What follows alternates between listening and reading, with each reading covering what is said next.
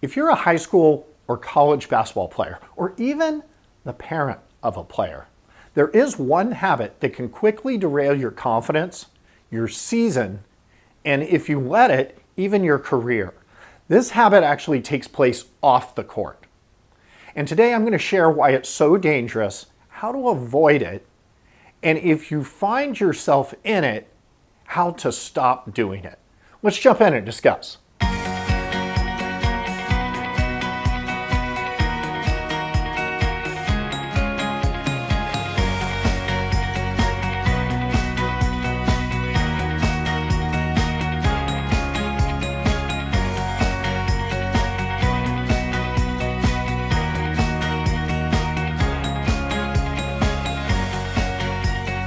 Welcome back to Hard Smart Together. I'm Coach Dave. I'm here every week to help basketball players become the smart, confident players that coaches love. So today we are talking about what I believe is one of the worst habits that you can get in. And if you're a basketball player, it doesn't matter if you're high school, college, even a youth player, and you're watching this is something you might want to watch with your family as well, with your parents, because it has to do with them as well. And this habit takes place not on the court, as I mentioned, but off the court, okay? And I don't want to see you fall into it, but it's really easy to fall into this habit. We all have done it. I've done it. I've seen other people do it. I've coached players that have done it. It's just an easy habit to fall into. So we're getting to the point in the season. I mean, we're about probably a month into the season now, and you're probably facing some adversity, right? Maybe you're not getting the playing time you want. Maybe you've experienced some tough losses as a team. Maybe your shot's not going. Maybe you're turning the ball over all the time. Maybe you're, maybe not having the greatest relationship with your coaches. Maybe you're not having the greatest relationship with your teammates. Okay? There's a lot of adversity that come about as we progress through the season. And so whatever adversity you find yourself in, this is the habit that I do not want to see you in. And that is the dangerous dinner table gripe session. Okay? Now I call it the dinner table gripe session, but it can take place any place. It can take place on the car rides home from practice, from games. It can take place at the breakfast table. But a lot of these discussions traditionally have taken place at the dinner table. So that's why I call it the dangerous dinner table gripe session. Now today I'm going to talk about, one, why it's so dangerous and why you want to avoid it and get out of it if you're doing it. Two, what can you do about it to avoid it and to get out of it if you find yourself there. These gripe sessions typically revolve around something like this. We've all had them. It's my coach's fault. It's my teammate's fault. It's the referee's fault. It's unfair. Hey, I'll get back to the episode in just a second. I hope you're enjoying today's episode, and if you are, please share it. Share it with a player, share it with a parent, share it with a coach, anybody that you feel might need to hear it. I also wanted to give you a free gift that I've made available to you just for hanging out with me today. It's a checklist of skills for basketball players that want to become a better player, a better teammate, and to stand out to their coaches. Now, these skills are skills that are often overlooked, but they can be the foundation that a player can use to really achieve their goals. You can download it at hardsmarttogether.com/intangibles. I'll put a link below in the description as well, but it's hardsmarttogether.com/intangibles.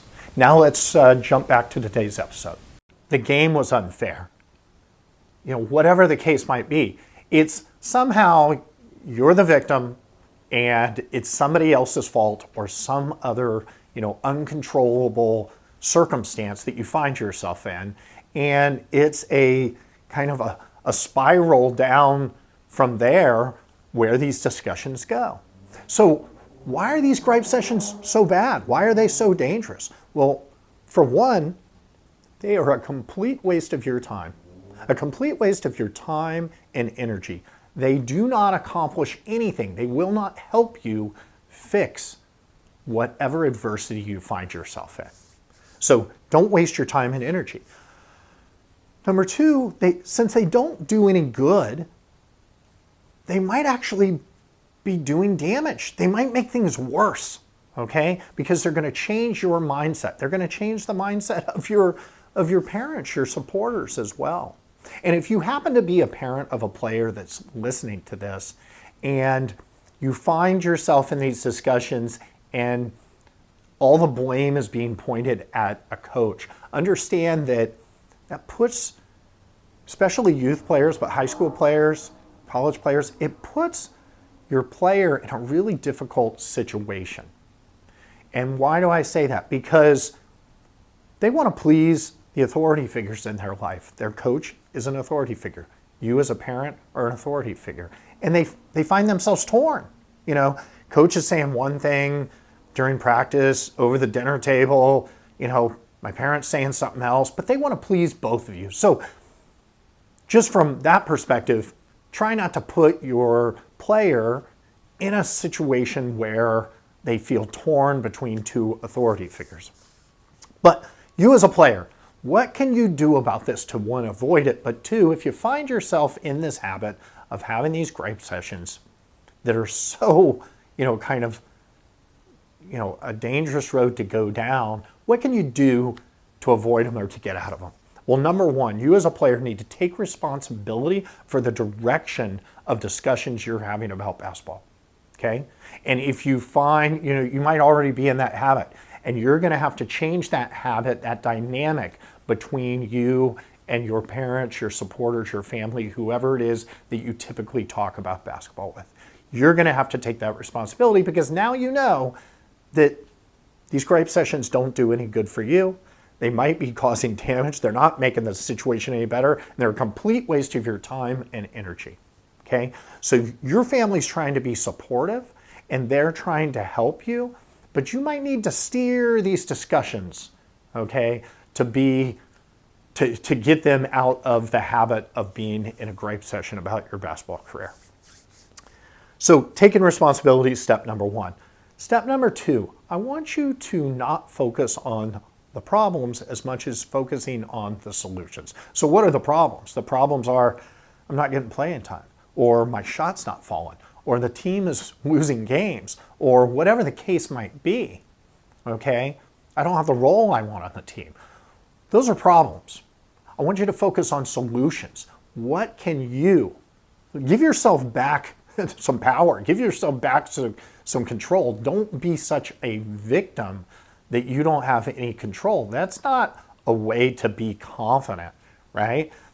Confidence comes from the work you put in and knowing that you're, putting in the work.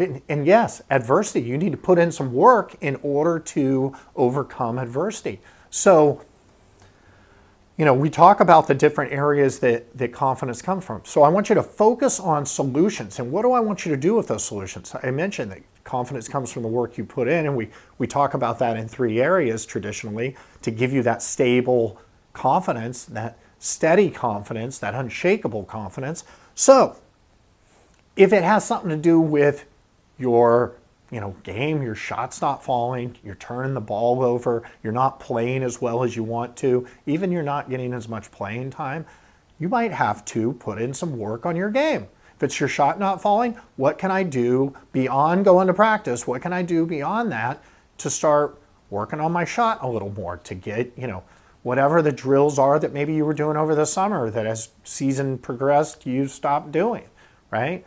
What can you do in order to, move your game forward and become better at that? Maybe if you're turning the ball over, maybe it's doing some ball handling drills, doing some passing and catching drills. I've got plenty of videos on, communicating on the court, things of that nature. So maybe it's, re-educating, reminding yourself of the things you need to work on in your game. Number two, working on the way you're thinking. Maybe you've gotten yourself in a pattern of kind of negative thinking. Maybe you're doing a little self-sabotage. So now's the time to start working on the way you're thinking now that you've faced this season adversity, right? Whatever that adversity is. And I've got plenty of videos you can refer back to on ways that you can think, ways that you can work on your thinking, okay? Those are focusing on solutions. Those are focusing on, what you can do, actions you can take. Give yourself back the power to make a difference. Don't be a victim to this is the situation I'm in. And then number 3, maybe you need to work on your relationships. Maybe you need to work on the relationship with your coaches. Maybe you need to work on the relationship with your teammates. Maybe you need to work on the relationship outside of basketball with the supporters that you have these gripe sessions with, right? So there's 3 places, depending on what adversity you're hitting and what these gripe sessions, the direction they're going, there's 3 places that you can take action, that you can focus on solutions, right? So I just don't want to see you waste your time, your energy on something that's not going to help you, that's not going to make this season any better. It's not going to make your mindset any better. It might make your mindset worse. It might make the season worse. And if you get in this habit long enough, it may end up affecting your career down the road, right? So that's what I have for you today. Don't get in the habit, the bad habit of the dangerous dinner table gripe sessions. And I hope this was useful for you. Hope you can use this information. Love the likes. Leave me a comment. Did you like this? Do you disagree? Whatever the case might be, go ahead and leave me a comment below. And until next week, remember to play hard, play smart, and play together. See you next week.